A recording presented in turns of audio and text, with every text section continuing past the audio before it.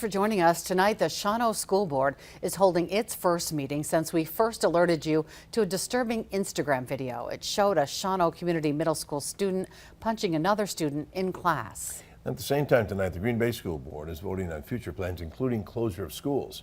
Samantha Cavalli is standing by live with those details. But first, Emily Riley is live at the Shawano Community School with how the bullying incident was addressed by parents and administrators today. Emily. Bill, many people in the community came to the meeting today looking for answers to minimize the bullying. And we always balance the student privacy versus the public's right to know. And the student privacy, I get that, but we don't know what zero tolerance looks like. Those attending the meeting addressed their concerns about the district's communication with parents when incidents occur and confusion over how disciplinary actions are handled. This came after a video of a student assaulting another student in class was posted online.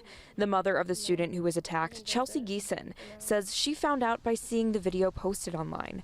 Geeson was at the meeting and says she hopes the administration doesn't delay in taking action. They had plenty of time to discuss things that they could have changed or are changing instead of saying, like, this summer we're gonna look into things more to change. A few other community members say their children are afraid to attend school due to the bullying.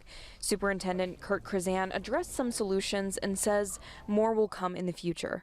To make this a reality, we collectively need everyone to speak up and speak out. Recall, I became aware of this video from a parent emailing me. If not for the actions of the parent in collaboration with Shawano Police Department, we'd not have been able to identify all the parties involved. Superintendent Kurt Krazan says they'll have more information available for parents soon regarding an updated version of Speak Up, Speak Out Wisconsin. Reporting live in Shawano, Emily Riley, Action 2 News.